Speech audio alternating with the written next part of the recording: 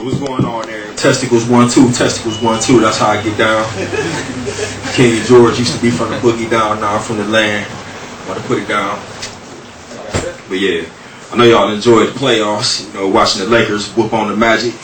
You know, Kobe running that foot up that ass. Yeah, man. That was like real good to see, man. Only thing that messed me up is how the reporters run out on the court right after the game. Soon as the buzzer go off. You know, guys, they can't do nothing, man. All they, you know, you out of breath. You've been playing 42 minutes, and then somebody want to run up on you and ask you a dumbass question. So what did you do to change the momentum in the fourth quarter?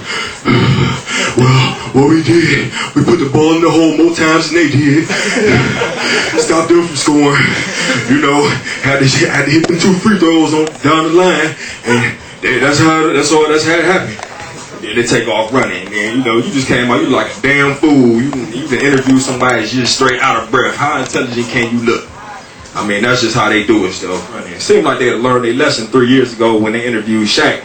And you know, Shaq was still heated from the moment. Any person would be heated from the moment if it was a bad call. And I quote Shaq's words, you know, the ref shouldn't be deciding who win the fucking game, you know. And then, you know, the reporter is, you know, Shaq, we're live on TV. Shaq, I don't give a shit. You know what I'm saying? And then it's like, you know, they couldn't do nothing with Shaq. I mean, they found the 25,000, but he wiped his ass with that. You know what I'm saying?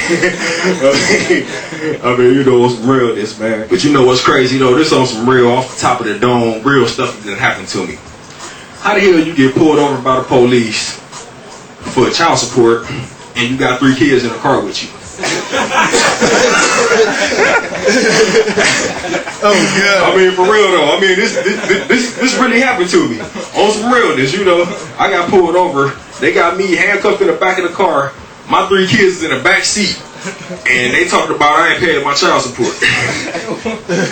I mind you, I'm married and everything. So basically, pimping is the gayest shit that I've ever seen. When you think about it. I mean, on everything. I mean, I ain't talking about, you know, cats with a lot of women saying they pimping. I'm talking about real pimps. I'm talking about guys that solicit women for money. Just seriously. I mean, how real of a man can you be riding around the city with three half-naked women in your car and you ain't fucking none of them? I mean, on everything, man. I mean, you ain't knocking off nothing. All you doing is pulling them up, dropping them off so they can get knocked off. I don't know, me and my ego, you know, I'm gonna drop her off now. When I go to pick her up, I'm gonna be looking at her sideways, halfway mad, like, you know, well, shit, you know, was the dick bigger than mine? I mean, on everything, you know what I'm saying? I wouldn't make much money either, you know what I'm saying? On the real, I don't think I'll make much money neither, man, because it's like, you know, at the end of the week, I figure I be done got my dick sucked 10 times, be done had 4 threesomes. You know, he got jacked off under the table at Taco Bell. You know, I mean, at the end of the week, they gonna be looking at me like, hey, look, you owe us for, so, you know, I ain't coming out nothing. You know, I wouldn't make no money. And then this is pimping so gay, man. It's like, how you gonna feel like getting off and call a cat named Tweety Bird? His name Tweety because he wear canary yellow every day. You know what I'm saying? I mean, I can seriously see a pimp on some. You know, I can't get up with Delicious and Bootylicious and Bubble Cakes. I can't get up with none of them. But, you know, on the real, what you need? But, yeah, like I say, I think it's some gay shit, man. I mean, y'all smoke bud. A lot of people out here smoke bud.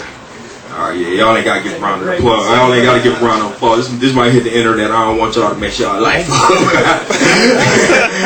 On everything, man. Bud smoking and got real technical, man. You know, it's crazy, man. It's like, you know, growing up, I used to see my uncles and aunts roll up Easy Water joints and everything. Then the 90s hit, you know, the Jamaicans came in, Shopper blew up everybody, started rolling Phillies and everything. You know, now, man, the latest thing, man, I went to the gas station, man, they got these things called blunt wraps. Man, it's real scientific, man. It's like, they got like 54 flavors, man. You got coconut, vanilla, banana, cognac. Only thing I'm waiting on is the pussy flavor one, you know what I'm saying? You know, that's gonna, you know what I'm saying, that's gonna mess them up, man. You know, I don't see no couples out there, but I'm gonna act like I see some. Man, I seen the craziest thing the other day. I was out at Dairy Queen, man. I seen a couple, they got into an argument. Man, you ever seen somebody trying to argue and be mad eating ice cream? It's the craziest thing. Oh my goodness, man. This is exactly how it went. Oh, girl got a text message from her girl said, you know, she seen her dude at the club last night. This how I went. Who the fuck you go to the club with last night? I ain't go to the club last night. Why you tripping? You need my sister-in-law's baby cousin Tracy said she seen you. And that shit ain't right. Well, look, I don't even know what to do, you know. I'm eating this ice cream, you know, that's the, you know, ice cream fall. You sprinkles flying everywhere. It was crazy, man. But yeah, man, and I just want to say something about this Juneteenth day. You know, this is probably the best one we done had so far because they did just apologize for slavery. So that means, you know, reparations is coming.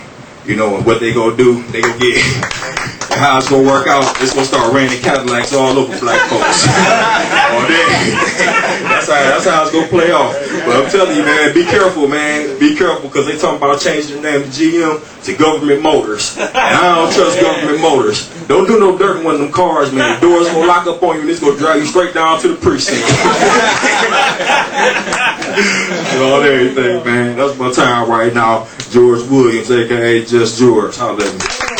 Alright, coming to the stage is Roy Waters. Give it up for Roy Waters. Yeah. Shout out to Crazy Dee for having me here. Everybody, glad to see you all here. Look, I'm that downtown boy with that west side flavor in the underground, but I'm swinging for the majors. Do my own thing, so I owe no favors. Rather do it now than have to do it later. Haters wanna see me get lost and fall off, but I'm hot, so no, not possible at all. Yeah, I'm cocky now, isn't that obvious? White coat the boss and I'm making his pockets rich. Hate it a lot, cause I'm great and I got girls with flavor. Give me paper, then they get on the cock and sit. I get goodies, I don't even wear a chain. High class chicks, yeah, I tear them out the frame. Smile just gleams, her swag delicious. She on my team, I'm on her wish list. Stay getting money, yeah, she working the scheme. And I like all girls, but my favorite's from Cleveland. No problem with girls down Palmer. It ain't nothing like a Cleveland girl. Here in Lakewood, a lot of us want don't reside. But ain't nothing like a Cleveland girl. Damn sure ain't nothing like a Cleveland girl. Damn sure ain't nothing like a Cleveland girl. Give it up. Give it up. How did you come up with the concept of the song? Well, let me add that, because you're mentioning female rappers here from Cleveland too. So how did you come up with the whole concept? Well, I heard the first song, Brooklyn Girls by Charles Hamilton. He's actually from the Cleveland area, but he moved to New York. It just felt like a real Cleveland type song. So really I just put all the girls I know from Cleveland, artists and regular girls, in the song and just brought it to life. Like, because I watched Crazy T and Skills, and they grind real hard. So I thought, you know what I'm saying, when I'm in the club, I perform the song, it might make them feel good to see someone recognizing what they do. What made you decide to do more of a style that's like lighter, instead of getting into and just saying, hey, I'm gonna go rah rah and just shoot them up, kill them, or whatever? What makes you decide to do the more party style? Well, I used to rap as a pimp. I used to spit real lyrical, real hard, and that's cool for like a select group. But when I'm in the club, I want to spit more real life. I want people in the audience to be able to dance and have fun with me, and also identify with what I'm saying, rather than just me speaking on what I do specifically. Make it more universal, general, you know, like as far as just like put on a smile rather than, because I ain't had the best life, and that's how I used to try to portray it. But why not just talk about how my life is becoming rather than what it was? That's really what it boils down to. So where is Roy Waters headed with his music? I'm headed to blending a lot. Like, I used to be against like a lot of commercial music, but I realized I could keep my roots. What I call it is admiring the leaves, but respecting the roots. I keep my hip hop roots, but also reach different genres of people: white people, black people, Puerto Rican, old, young. By blending all types of like pop, R&B, techno, everything in one, but still making it me, still making it who I am, still making it fun, and still making it real nice. It's like called like a nice MC, just making it what I do. Okay, what do you have to say? What's your words on Juneteenth Day? Well, first, yeah, you educated me a lot. You know what I'm saying? As far as school, they don't teach you all that, like you said. But Juneteenth Day, I think a lot of young people need to recognize it more for what it is. And I like how you brought up it's not a grumpy day. It's a day of us remembering and not forgetting. You're like, I'm mixed. I'm black and white. So maybe I wouldn't even be who I am today had slavery not been abolished.